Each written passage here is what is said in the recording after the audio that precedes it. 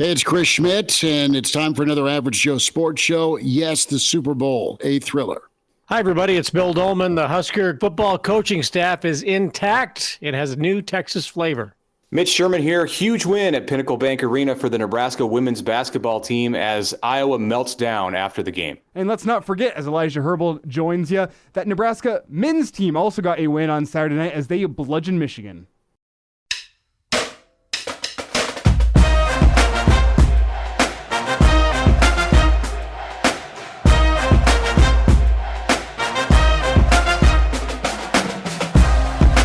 Episode 30 is here. It's the Average Joe Sports Show. Mitch Sherman, Bill Doleman, Elijah Herbel, Chris Schmidt, and a lot to get into on the hardwood. Super Bowl Sunday, and oh yeah, a blow-up after Nebraska, Iowa. Fellas, how we doing? Did we eat ourselves silly on Sunday? I was a little slow this morning to get moving. I mean, it was an early rise, but I was feeling whatever was left in my stomach. I was feeling it. So, yeah, I'd say I ate myself silly a little bit. It was really just it wasn't a big party or anything like that. How about you guys? Pretty low key. Just me and Shag, my dog. That was it. All right. Yeah, we took. I got a Chiefs super fan in my house, so we were unable to participate in any kind of significant social activity because she would not have been able to handle it. Has to watch the game in controlled conditions, I guess is the best way to put it. Too much noise in the background. Yeah, away from people. In fact, when the Chiefs got down 10, my daughter, I'm not talking about my wife here, my daughter went into her room and closed the door. She is under the impression that where she watches the game, of course, impacts the game. That's so true. That's happened to me before. Yeah, I mean it's a common thought, but she isolated herself until the Chiefs were back in it, and then a lot of nervousness going on in the Sherman household on Sunday. So I'm glad the football season's over for that reason. But now she's begging to go to the parade, and I don't believe that's going to happen. Well, your story reminds me of my dad. So my dad thought he was the curse to the Denver Broncos because he'd watch the Super Bowl, and then lo and behold, they'd get blown out, they'd lose it, and then they're playing in the Super Bowl. What year was that? 96? 97, excuse me. And what does he do but put in the old VHS, record the game, and he cleaned his entire apartment instead of watching the game. Like, didn't listen to it, didn't do nothing, and then flips it on later. Like, that night, stays up late and watches the game. Lo and behold, the Broncos win. So he does it again the following year in 98, and they win again. And then the Broncos make it to the Super Bowl against the Seahawks. It's my first chance to see the Broncos in the Super Bowl. He said, all right, I'll watch it live with you. The snap sails over Peyton Manning's head, and the Broncos lose 43-8. He is still convinced that he is the curse of the Denver Broncos, that whenever he watches it, they're guaranteed to lose. Yeah, it's funny how that works. He definitely controlled the control. They owe him a couple of at least miniature-sized carbon copies of the Vince Lombardi Trophy. He'd love that. I think that's only fair. I drove up to Omaha. Buddy's been there for a few years off I think Cass, kind of Memorial Park, and his wife and family were out. They were at volleyball in St. Louis, so he picked up some smoked wings from a joint that is pretty awesome, and we just watched ball. And it was late, man. I'm getting too old. It was like 11:30 by the time I got to bed, and it was just a groggy morning, and I didn't really go nuts either. Well, they played 5 quarters. No, I know. So, I mean, we were going to talk about Glenn Thomas first, and we'll get to that. But since we're talking about the Super Bowl here and the 5th quarter, what did you guys think about the overtime, the rule, and then I was also, well, it was my other offspring, my 13-year-old son, who has the sports IQ of a 50-year-old, who pointed out quickly upon the Niners' call of taking the ball first at the toss that was a terrible decision, and they should not do that because they're going to give Patrick Mahomes 4 downs for every series of as they move the ball down the field, which he was 100% right, and it became quite a controversy on Sunday night into Monday.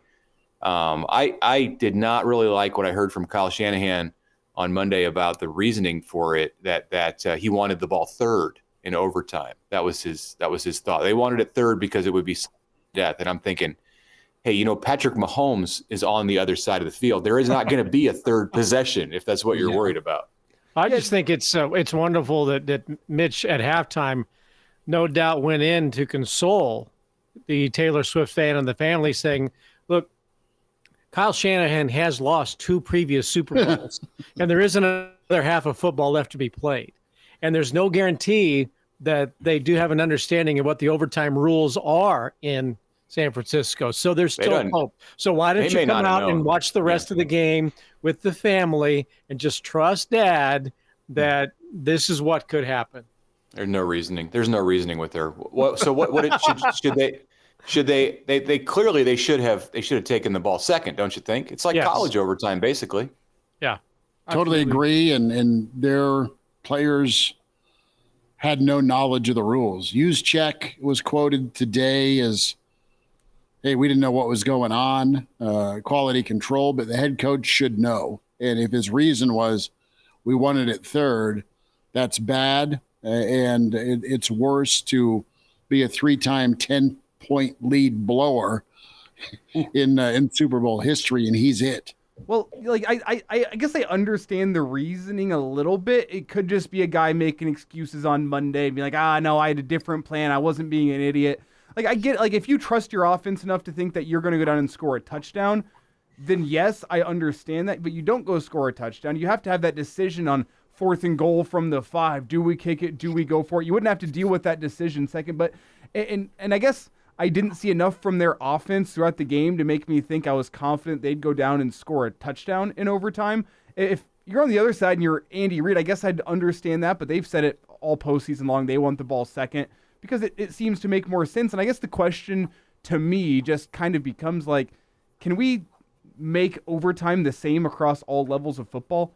Why do we have to have one that's different in the NFL than different from college? In the NFL, over the past decade, it seems like it changes every 2 to 3 years. And college football ruined theirs by going with the stupid 2-point conversion. Elijah. That's a topic for another day. Elijah, in the next level of college football, in the Power 2 iteration, there will no doubt be NFL rules in the Big Ten, SEC, Super Conference, the College Football Association 2.0, the CNFL, College National Football League.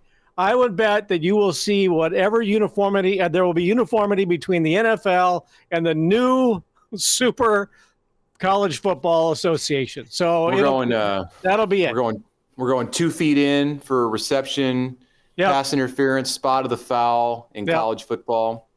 Yeah, a uniform overtime system. I like where your head is, Bill. Give it to me at the 25-yard line. Let's shorten this thing. No kickoffs. Yeah. No kickoffs. Oh, you mean in overtime? Yeah, I like the college overtime. I mean, somewhat better than what I saw yesterday. It was confusing with the clock. I didn't understand why there was a clock, and then it was coming down to the end of the first quarter, and the Chiefs they almost ran out of time. But apparently they would have just continued in the second quarter. Which why was there even a clock? Fair. It was in the script. They didn't change the script. I say across all levels of football, I know college football starts at 25. I think across all levels of football, stick the ball on the 35-yard line. Every team gets a chance to go score a touchdown from the 35. Which 35? Which 35? The plus 35. Your opponent's side of the field. You start in the 35-yard line. You drive in for 35 yards. You keep the excitement. I mean, I like the college system better. I think for NFL purposes, you want to move it back just a little bit, make it a little bit more difficult on the offenses, especially with people like Patrick Mahomes and Josh Allen and all the great quarterbacks you have now, where picking up 25 yards isn't as difficult as it is in college. But I just want to see uniform overtime all the way through. And I don't understand why the powers that be haven't gone and done that. I mean, you don't see that really in other sports aside from baseball recently going with the which rule is that? Is it the Texas rule where you get the runner on second base? California. California, excuse me. Texas is second and third. One out, runner on Yeah, we've gotten to that, but like across all the other sports, it's pretty uniform what happens in overtime or the rules of the game. But the NFL is the exception. It's different than college and high school. Cricket, lacrosse, it's all the same. Yeah, across all levels. On the college front, a question for you, Mitch, and want to reset this real quick with folks. The Average Joe Sports Show. Subscribe to us. Find us on Twitter, the AJ Sports Pod, and subscribe on YouTube, where you can watch the show, each episode, the AJ Sports Show. Spotify and iTunes, the platforms you can hear us. What kind of jarred something here, Elijah, was some of the quarterbacks you were mentioning. And Mitch, you've followed and covered recruiting for a long time. Do you just kind of sit back when we get to these moments, i.e. Super Bowl Sunday, you too, Billy D, and you look at a Mahomes who, and this sounds harsh, and I don't intend it to be harsh, but he ends up at a Texas Tech. You look at Josh Allen's got to go to JUCO, and then it's a Wyoming. Joe Burrow, Ohio State, yeah, but never saw the field at Ohio State, ended up going to LSU. Does it just kind of wow you that three of the game's best right now didn't go to premier programs? I mean, you could even say Lamar Jackson in Louisville. That's not a premier program. Well, Lamar is supposed to be in Lincoln. That's the urban legend. As a DB. Yeah. Well, hey, at least you had him here, right? Well, I mean, one way to look at it, and you forgot Brock Purdy, who ended up at Iowa State. One way to look at this, and this was jarring to hear the remark during the broadcast on Super Bowl Sunday that Juwan Johnson, who threw the first touchdown pass in the Super Bowl this year, was the highest rated high school quarterback prospect, college prospect while in high school on the field in that game on Sunday. So he was receiver from Penn State, Tennessee, sorry. And thank you for the correction. And, threw a pass to Christian McCaffrey, scored a touchdown. I think of Mahomes. I've kind of gotten past all of it with Mahomes because he was a great college quarterback and he's been so dominant for as long as he's been in the NFL, won 3 Super Bowls that, nothing about his story to me now really involves the fact that he wasn't a 5-star coming out of high school. But the rest of them, yeah, it's still part of what we're talking about here. And yeah, Josh Allen, Brock Purdy, it is interesting, and it shows you how recruiting is an inexact science, and just because you've got a 5-star in your program, it doesn't really guarantee you anything. And if you're working with a bunch of 3-star kids, somebody might grow up to be the next Brock Purdy and be Mr. Irrelevant, and then go to the Super Bowl and come within a missed extra point of hoisting the trophy. So there's a lot more that goes into it than just those star rankings. Well, Jordan Love, you can also, Utah State guy, throw him into that mix. And he's getting to be one of the best in the league for sure. Dak Prescott, I know he's had his struggles in the postseason. Mississippi State, you don't think of as being a college football power. The list just goes on and on in terms of you look at the NFL now that the season is done. How many quarterbacks went out? Right, there were a lot of starters, beginning with Aaron Rodgers on play number 4, and teams had to scramble. Daniel Jones in New York, was injured for a time. Joe Burrow was injured in Cincinnati. There were so many quarterbacks that took snaps this year, and so many starters that went down with either injuries that kept them out for a period of time.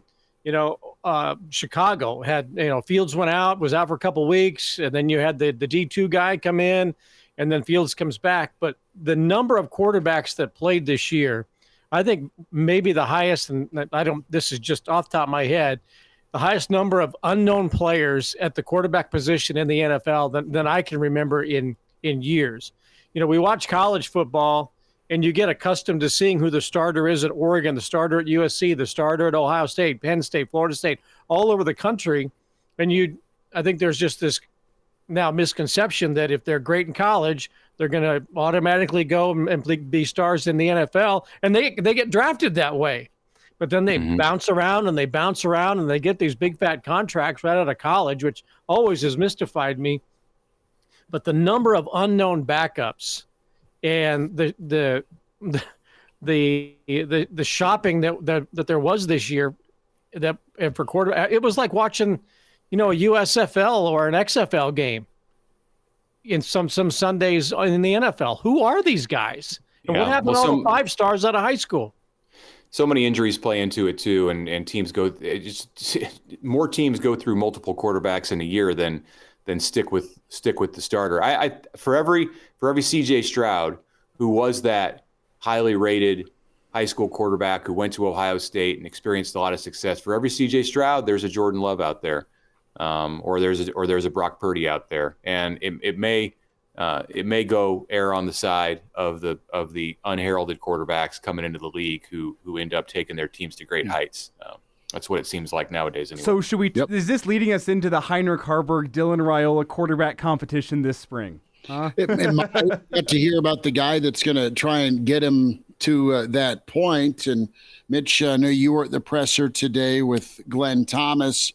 I was pretty impressed. Saw the video, saw the 20 minutes he spent in front of the media, and really pretty poised and just has some positive thoughts about how to go about his business. And there's immediately just from his posture, I guess, just his feel, super comfortable, because this isn't his first or even second rodeo with this offensive brain trust. Yeah, he's comfortable with the situation, working for Matt Rule and alongside Marcus Satterfield as the play caller and OC. That's Satterfield's job, clearly, in this arrangement. And Thomas is going to be the guy who gets the quarterbacks ready to work in the system. I thought he was, and give him, you give him some time, because this is really his first day on the job as in the office as the QB's coach. Everything he's done up until this point, when he started about a month ago, less than a month ago even, his contract was dated January 19th. He'll be paid $800,000, by the way. That was announced today by the university, which makes him number 3 on the staff among assistant coaches, behind Tony White, the $1.6 million defensive coordinator, and Satterfield makes $1.4 million. So Thomas slots in next, and this was it for him today. They got in the office and started working on the offense and started working toward spring football. So he doesn't have a lot really to say yet about the work that he's done in starting to build this thing with the quarterbacks. So, it's not surprising that he didn't have a lot of detail to offer. But, he talked about his history with Matt Rule and with Marcus Satterfield, and how they've known each other, him and Satterfield, for the better part of 20 years, and have worked together for more than the last 10 years. So there is a comfort level. He does have a plan. He's worked in the NFL. He's worked in D2. He's worked in obviously the Power 5 and the Group of 5. So lots of experience working with quarterbacks at all different levels. So he gets to dive right in with Dylan Raiola and Danny Kaelin and Heinrich Haarberg, and we'll get to watch that show unfold in real time starting this spring. I was impressed with his demeanor, but you said he spoke for 20 minutes. It took me all of 2 seconds to know that this dude is from deep in the heart of Texas. And when it comes to hitting the recruiting trail, he is going to speak the language quite well down south. And he's, it's so important that when you recruit Texas, that you're one of them, especially to the high school coaches. And they know genuine down there.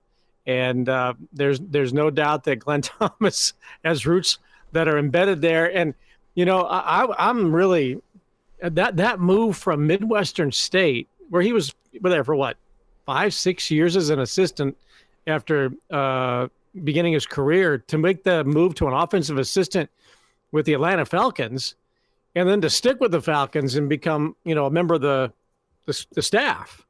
That's quite a jump, to go D2 to a team that played in the Super Bowl. And, it's like he hit the bookends and then started reading every book in the middle. So that's impressive. He does have a good resume. He did have a great demeanor. He seems like he fits in with the personality of the staff. They're not bringing somebody in. Remember when they brought in the square peg that was who's the guy? Mark Whipple. to that staff, oh my gosh, you could tell right away that did not fit personality-wise. Yeah. Bob Diaco did not fit at all. Yeah. I think if you look at this staff, and I think from all the personnel, the people that you will see coming to the podiums, that they're all kind of like-minded, like personality.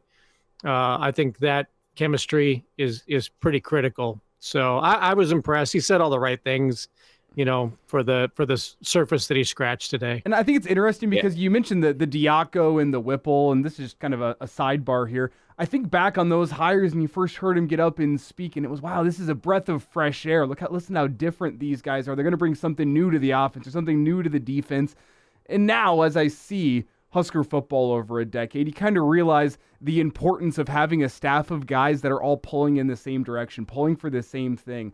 And as opposed to a breath of fresh air, Mark Whipple and Bob Diaco, as Bill said so eloquently, it's like putting a square peg into a round hole. You have guys that are doing this, and for those that are listening, not watching the stream, I'm just putting my fists together. It doesn't quite work out. But you now look at it and you look back, and with those learning lessons, you kind of realize, as I said, pulling in the same direction, having that same unified purpose and goal. I mean, there's so many times where I was listening to Glenn Thomas today, and it's like, wow, that's exactly what Marcus Satterfield said last fall. That's what Matt Rule said last summer. Despite the fact that he wasn't here, you can feel that experience, and you can feel the guys that are all pulling for the same thing. The thing about those other coordinators that you're mentioning from Nebraska past is that they were seen as flashy hires. Whipple had just coached at Pitt, and they had the Biletnikoff Award winner, and he had a great quarterback in Kenny Pickett. So there's nothing against those guys, but Matt Rule has said throughout in his process of bringing in people to fill spots on his staff that he's not looking for a flashy hire. He's not looking for the sexy pick that's going to generate headlines. And for some schools in the Big Ten, in the SEC that have money to throw around, and Nebraska has money to throw around, that's the way to go. And that may be the step that they need to take to get over the hump and win a national championship. I mean, look at what Ryan Day is doing this offseason. He hired one coordinator, Bill O'Brien, who left a few weeks later to be the head coach at Boston College, and then he went out and got Chip Kelly.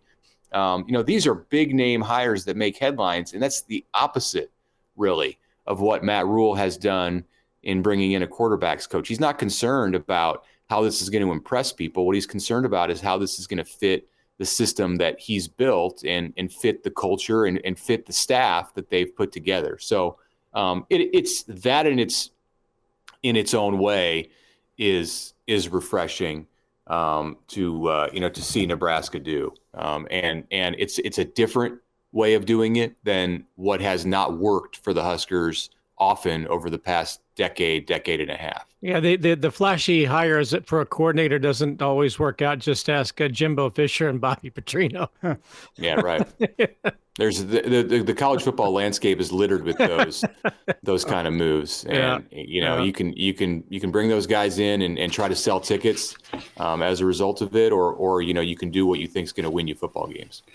One thing that Thomas said today that I thought was pretty good was he was asked about traits of a quarterback, and he was pretty matter of fact with, let's see what their skill level is, and the guy's got to be able to move, and let's just see what type of athlete we're dealing with at quarterback. Is he an athlete first, or is he a thrower? And that's kind of how I read into the comment. And they want a guy that can make throws despite incredible athleticism. I just thought that was pretty matter of fact with, just some of the things they look at with who's taking snaps.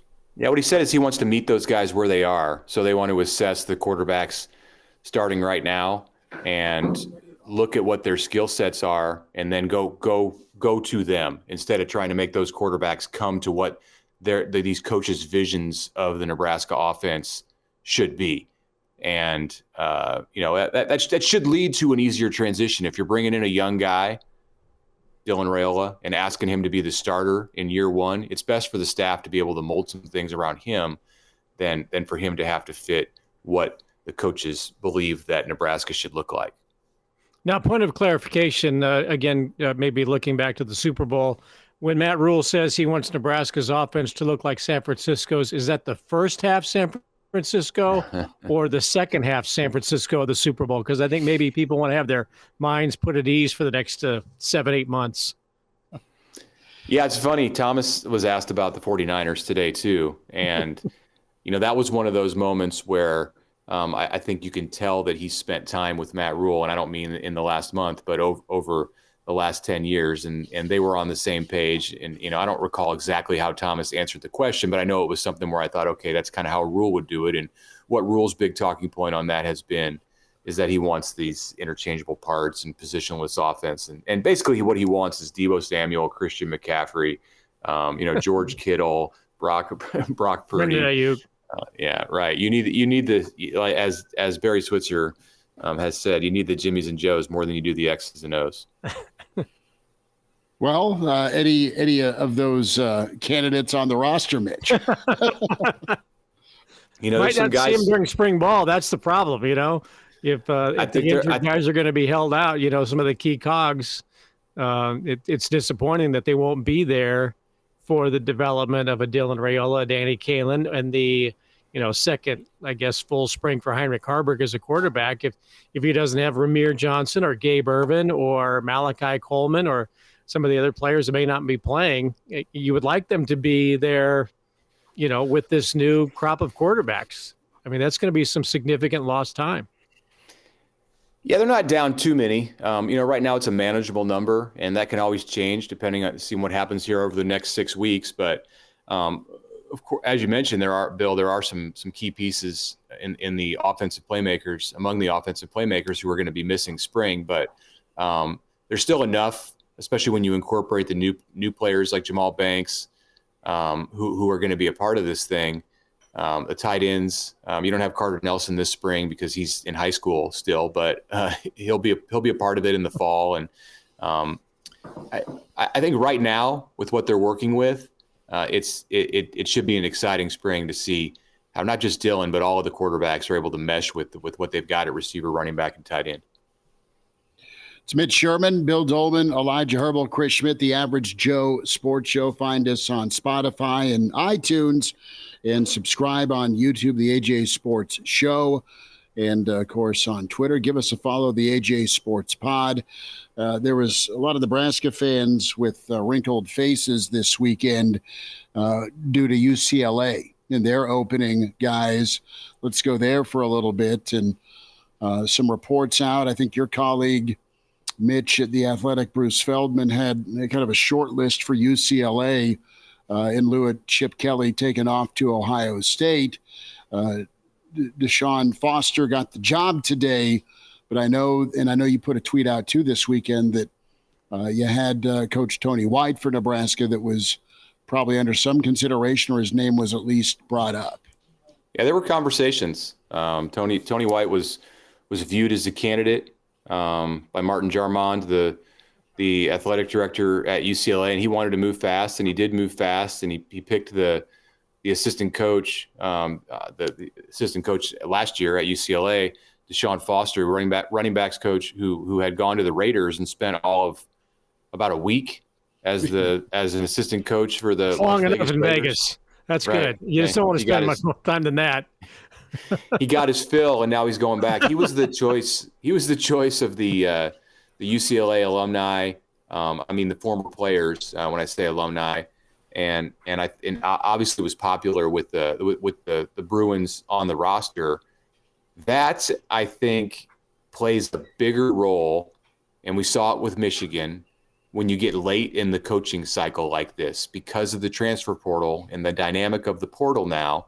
If half the UCLA roster were to jump into the portal because they were not in favor of who the administration picked to be the next coach, the portal has emptied out.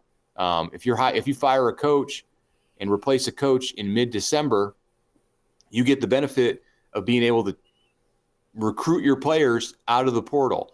But in mid-February, you can't do that if all your guys jump in, and they have 30 days to go in if there's a coaching change at the school. So this move with Foster will allow UCLA to do the best that it can to keep the roster intact for 2024, and it's a pretty important year to do that. They don't want to get too far behind in year one as a member of the Big Ten. So I think that played a role, and perhaps it played a role in keeping Tony White at Nebraska for one more season. I think it's going to be one more season. I mean, I think Nebraska's fortunate to have survived, and I think we can say now that Nebraska has entirely survived this coaching cycle, and will keep Tony White for a second year with the big pay raise that he got in December. And then if he can do what he did and coach like he did in year one, he will get that head coaching job after the 24 season. But I will say one thing with this: whenever I first read this UCLA news this morning, they're going with Foster, my first thought was, so they settled. Like that's the natural first reaction, especially with some of the stuff we heard this weekend about Tony White. Maybe the interest levels are rising. I mean, you were hearing a lot more yesterday afternoon regarding the interest between UCLA and Tony White. And then you wake up Monday morning, it's Foster, and you wonder if they struck out, because it's been sold today as you're not going to find somebody more passionate about UCLA football than this guy. And then you kind of dive into it and you go, but long term, it doesn't seem to make much sense. I don't want to call it a discount hire, but you assume you're going to get the guy that has no coordinator experience or head coaching experience for a little bit cheaper. He doesn't seem to fit the bill of being a guy that's going to really get the UCLA boosters, the NIL folks juiced up about committing to UCLA over potentially other schools within the city of Los Angeles. Like, none of it strikes me as the move that is like forward thinking. UCLA moving into the Big Ten. They're going to be getting some bigger Big Ten TV media rights checks coming down the way. It doesn't strike me like that. It strikes me as this guy is the guy that's available right now. He's juiced up about the opportunity. He loves UCLA. The players love him. And if 3 years from now we need to make a change, we'll have more money from the Big Ten to be able to make that change 3 years from now. It's kind of the feel I get from UCLA. I don't think that he was their first choice. Well, I look at this and go, okay, as Mitch pointed out, who's going to keep our roster together? That's first and foremost, because you don't want to start at ground zero. You don't want to be Washington. Right. And going into the Big Ten, there's a probability. You're already behind the eight ball with where you come in with the recruiting rankings on top of the attrition you've already had with your roster. And then you couple in some really good assistants that just went across town. They went to USC, and there's always been a problem with assistant coaches. And it's not that folks don't do well or get paid okay, but you probably don't get paid okay for LA as a UCLA assistant coach. Head coach is going to be fine. I really do think if UCLA had made this move and had forced Chip Kelly out 2 months ago, instead of him leaving on his own, that Deshaun Foster would not have been the choice. I mean, they may have gotten Jed Fish. And for me, it's got as much to do with what you said, Elijah, settling, as it does with keeping the roster intact. And you would have had options out of the portal. Maybe it's not Tony White, but somebody else I think probably gets that job. And that's nothing against Deshaun Foster. He's in the right place at the right time, and it's a great opportunity for him. And he may go and take UCLA, back to prominence. I mean, this is a school, it's the University of California, Los Angeles. Should be pretty good at most sports. But we'll see the Bruins at Memorial Stadium on November 2nd this year, and I don't imagine that they're going to be in contention for a Big Ten championship at that point. Yeah, I was about to make the same point, that if they had parted ways with Kelly back when everybody thought it was going to happen, I think Nebraska probably would have been in more danger of losing Tony White then. Right. Could be. They may have been able to get a sitting head coach, though. Yeah. Tony may have even been an underdog for it at that point. Right, but he may have gone if they do get a Jed Fish. And boy, apparently he was really looking around to get out of Arizona. But didn't I hear he had like a 3-minute conversation or something with A&M and a couple of other places, and then he was on UCLA's radar even for this thing after he took the Washington job. It's a sinking ship in Tucson, with the finances there. And if say for example Jed Fish had taken the UCLA job, maybe Tony White's in position for something like that, although the finances are very, very scary. Yeah. But I think if that UCLA job had opened up 2 months ago, Tony White may have been the guy, or may have found that really good first job. Nebraska, look, they're ranting him. They know it. And I think, Nebraska fans are accustomed to the fact that he's going to be in line for a really good job next year. That's and I think everybody's rooting for that. But the timing for Nebraska has been very fortunate with all this stuff. But Deshaun Foster's taken over. That's a rough situation with where Chip Kelly left that program. And I don't think what's his name, Martin Garmond or Jarmond. It's not exactly like Bo Schembechler standing up and saying, "A Michigan man will lead Michigan." I don't think they have that same kind of passion for UCLA football anymore that they once did. To think that, and we'll move on from Tony White, to think that the UCLA job, the Syracuse job, and the San Diego State job could all come open in this cycle after he did what he did with the Nebraska defense in year one, and that he's still here in Lincoln, it speaks a lot, I think, to, as you mentioned, the good fortune that Nebraska has experienced in this, and then also in Tony's dedication to this job. Not to say that he could have had any of those jobs, but it wasn't necessarily like he threw himself at those positions. Maybe he takes any of them if offered, but those are all places that he has deep connections to. Right. Well, and he's not going to be coaching any of those schools. When you talk about the connections, I think it also kind of speaks. I think the opportunity was there from what has come through the grapevine. Maybe it wasn't the offer that he was necessarily looking for, but that's kind of my point here. Is I think it underscores something Bill Doleman has said on the Hail Varsity radio show a ton. How relevant Nebraska still is. That the defensive coordinator spot at Nebraska is better than going and being the head coach at your alma mater. Better than going and being the head coach at the place where you just spent the past 5 seasons. Like, you look at all these things, and that might be too simple of a way to put it, because I know the coaching carousel is always complex and there's always moving parts. But I think it does still speak to just how relevant and how important a school like Nebraska is in the greater college football landscape, that the defensive coordinator spot at Nebraska still means something. I'll finish it with this because we got to get on to talk some basketball. But I do want to make it clear that Tony White wants to be a head coach, and he's passionate about wanting to be a head coach. And I think if the right offer, or probably any offer, we may never know, but certainly if the right offer came from his alma mater, that he was going to jump at that and dive in and be very, very committed and passionate about going and coaching there. So it didn't transpire like that here this weekend and on Monday, and as a result, Nebraska gets one of the hottest young assistant coaches or young coaches, period, in the country to come back and lead the Black Shirts. It's Mitch Sherman with The Athletic, Bill Doleman, Elijah Herbel, Chris Schmidt, The Average Joe Sports Show, episode 30, Spotify and iTunes, where you can download the show and watch it on YouTube. The AJ Sports Show is what you got to type in, the AJ Sports Pod. Give us a follow on Twitter. To the hardwood we go. Nebraska smoking Michigan for the men. They get a break off, a week off, a break to catch a little bit of a breather, guys, as they got to push towards some work, right? You look at some of the bracketology reports, and they're in that work to do or bubble slot. Some have them in, some have them out.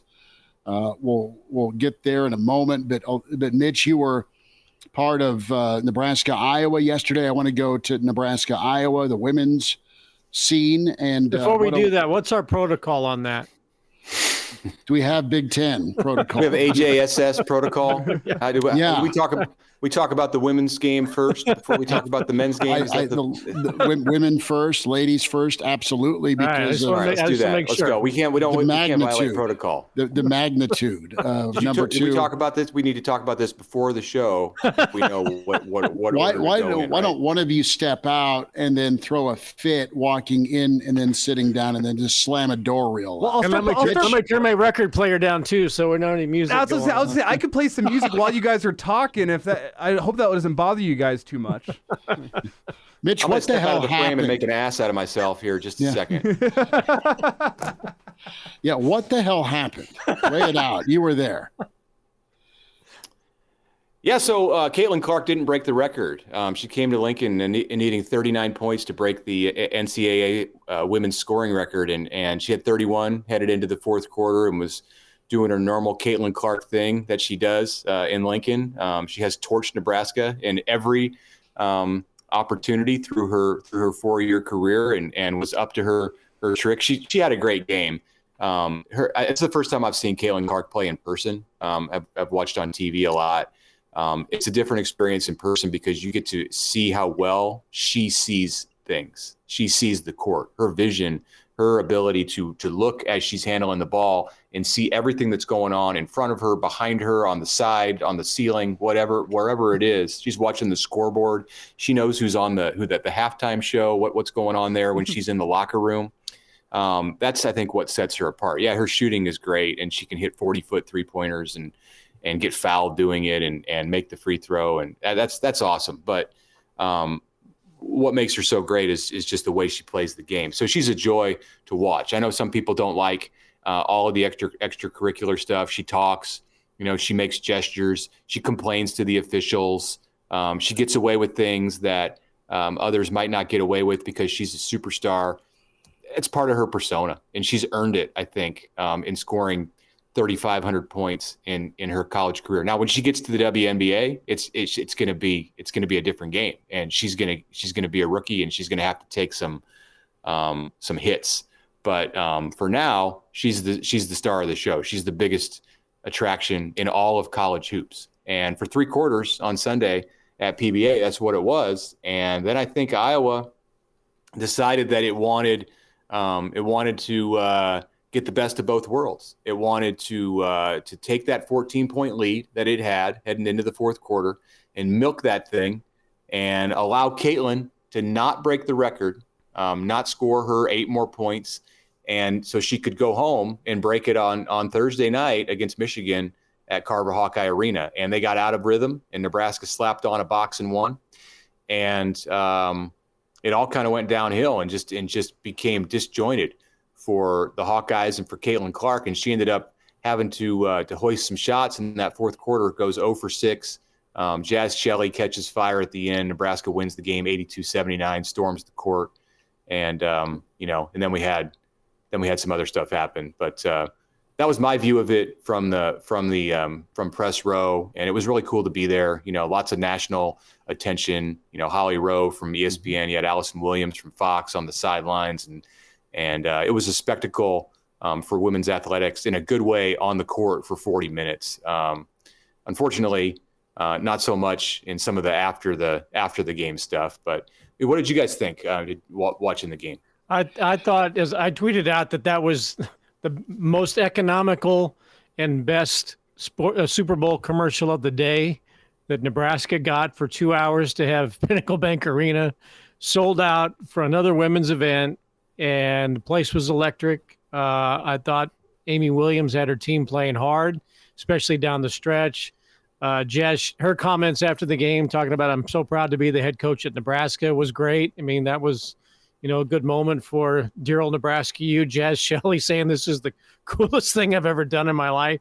Yeah. People forget Jazz Shelley could have gone back home to Australia, probably made a little bit of money playing ball. And I'm assuming she will be on the candidate to be on the Australian Olympic team. So she chose to come back to Nebraska, and whether Nebraska wins a Big Ten title, goes to the NCAA tournament, that moment she'll have forever, and Nebraska will have that moment forever. Her 3-point shot that gave them the lead, the free throws that she made, the way she's represented that program for so long. She is the foundational player for Amy Williams' program going forward. I mean, it was emotional. I wouldn't exactly call it a court storming. It was more like a court strolling, very, very much in a celebration. Nebraska way. They looked like they were being in the midcourt. Yeah. They looked like they were being, making a stroll from between the ropes at Augusta or something. The way they politely went on the court and gathered and let Iowa leave. But Caitlyn was not in danger of getting knocked over like she did at Ohio State. Yeah. No, but I mean, it just was a great promotional afternoon for Nebraska women's athletics. For Amy, I think everybody roots for her.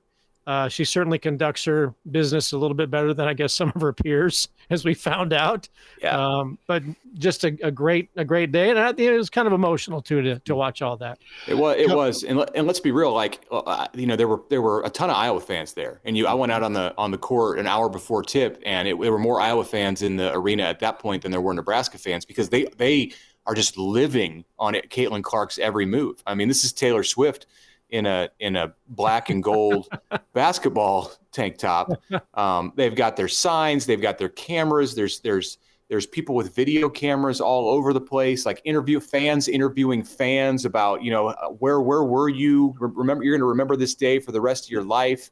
She's going to break the record. And then when the arena filled up, it was probably 2/3 Nebraska. So order had been restored. But most of those fans who were there for Nebraska, this is not the case for Jazz Shelley and Alexis Markowski and Natalie Potts and Amy Williams and that team. But most of those fans who were there are going to remember that as the day that Nebraska took down Caitlyn Clark and denied her the NCAA record and ruined Iowa's party. For Nebraska and everybody on that bench, it was about beating the number 2 team in the country and getting a signature win. But for all of the people there, many of them, I think that they will remember that as the one time that Nebraska beat Caitlyn Clark in Lincoln. I think you put it perfectly with the goal, the mission for Nebraska to get that signature win. What I take away is just Nebraska's grit. Down 14, you're up against it, against the greatest player we've seen in a long time for women's basketball. And I go back to the moment in the post game, just because Elijah and I have had a chance to cover Alexis Markowski in the high school scene for quite a while. And it's really cool watching her continue to do her thing at a high level at PBA. And she was asked about that post game, and that's when the interruption occurred. But she was talking about her dad, Andy, and we're big fans of Andy. And just to see her continue to thrive and play at a high level is cool. Jazz's clutch performance, those 10 points in that 5-minute flurry, fantastic. The kick out, the catch, the three, a tough three that she hit, and the place goes bananas. And then Elijah and I did the Southwest girls game the night before, and it was 2 versus 3. And you have Amy's daughter, Kennedy, is just incredible to watch. She willed her team to a win. You fast forward 12 hours later, Kennedy's jumping in her mom's arms at midcourt. That was great. And I think that you talk about the emotion. That was some of it. To see Amy embrace Kennedy and know that that's the future of the program. Jazz Shelley has built this bridge. Her coming back for another year has allowed Nebraska to have this bridge to Kennedy Williams and to Britt Prince from Elkhorn North. The state of Nebraska's dream is that Britt Prince is the Caitlyn Clark of Nebraska. That's a long way from being realized. Caitlyn Clark's a generational talent, and Britt Prince is a great high school player. But you can always dream, and Britt is a great talent in her own right, and Kennedy's going to bring passion into that program from day one. So they're going to continue to be a fun team to watch. But speaking of Markowski, who's going to continue to be around, let's play that audio from after the game. We'll get it queued up and fire away. I had a lot of special moments with my dad. We got a flight to catch. I won several state championships. This is not Big Ten protocol. I know. They play music while you do free throws. Coach's voice right there, screaming all game, screaming after the game, Mitch. Yeah, so that's Lisa Bluter making a fool of herself outside of the interview area under the seats at Pinnacle Bank Arena. And let me just say, I have not covered a lot of women's basketball recently, but I have covered a lot through my career. And one thing about this sport is sometimes, like, the old guard of the sport, has a difficult time handing things over and giving way and giving way to some of the new blood. And Amy Williams is part of that new blood in the sport, and allowing the sport to kind of carry itself on to new levels. Lisa Bluter has been the coach at Iowa since 2000. Her resume speaks for itself. She took the Hawkeyes to the national championship game last year. Is a 4-time Big Ten tournament champ, 2-time Big Ten regular season champ, 3-time Big Ten Coach of the Year. So her credentials are unrivaled at Iowa as a women's basketball coach, and mostly around the Big Ten. But that display was embarrassing, what she did after the game.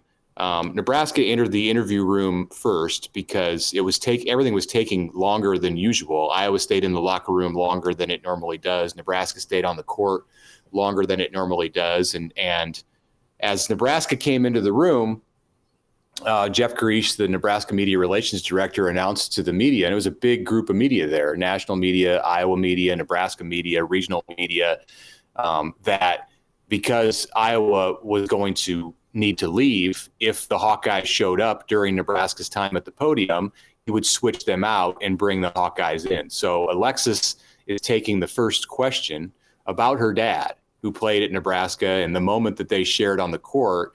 And you guys heard the audio of Lisa Bluder just blowing the whole thing up and sounding ridiculous out in the hallway. And before Nebraska was able to switch things and put Iowa at the podium and pull Nebraska out, Bluder was gone and never to return. She did not participate in the post-game news conference. Caitlyn Clark and Kate Martin, the two Iowa players, they stuck around and came in after Markowski and Shelley and Natalie Potts got done. But the thing, first of all, in the moment, to me it was ridiculous and kind of hilarious that she was doing that to herself. That she's making a mockery of herself. Like, all these cameras were in there. You have to know that this is all being caught on audio. But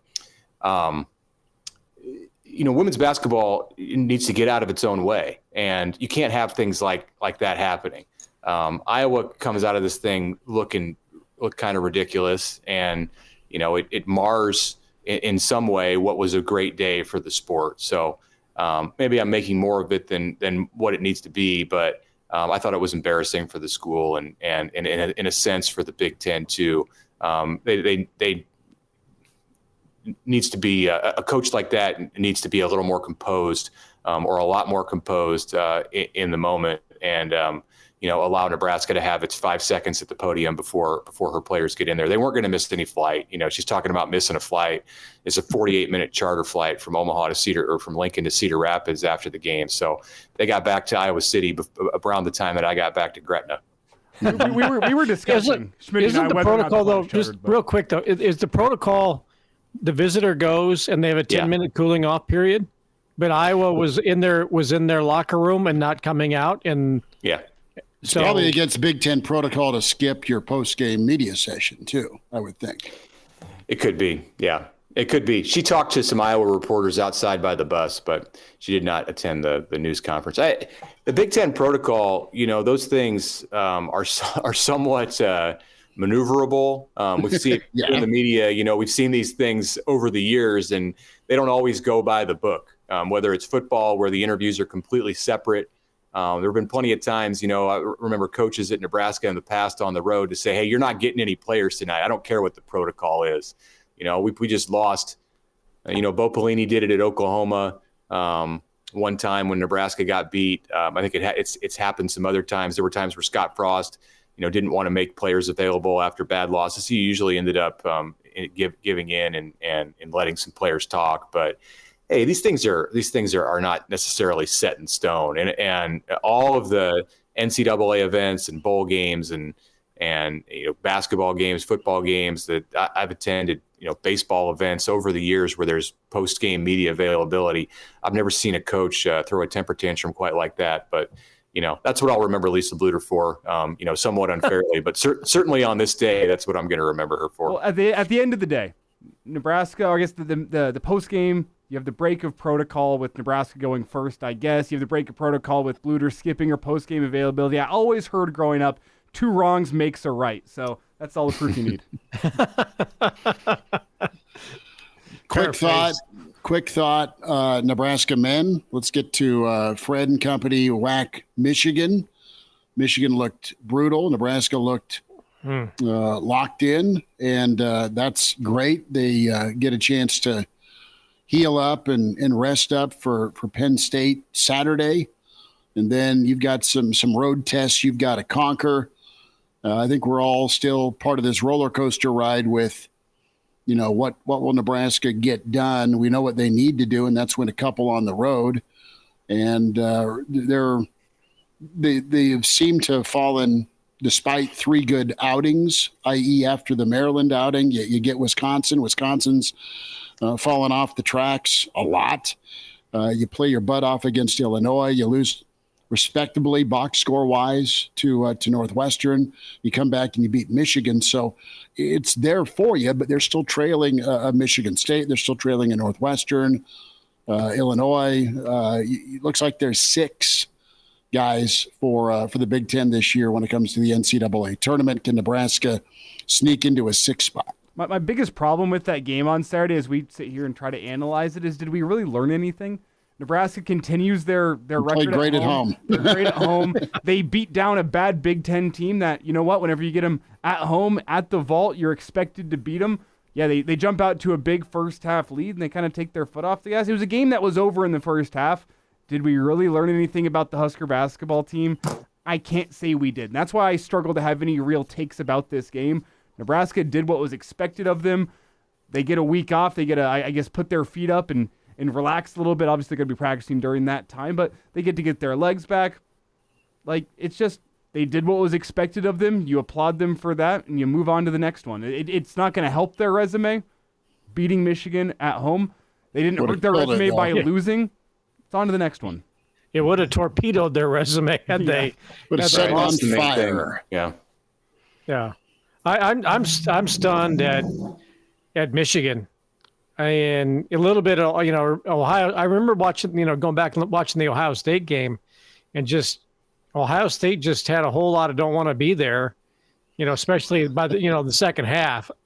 And then to watch Michigan having a whole lot of not wanting to be there at the start of the game with Juwan Howard as the head coach, who had such a good debut, 3 years ago. Great season, I think, and this is the Michigan man to lead Michigan. That looked like an out-of-shape team.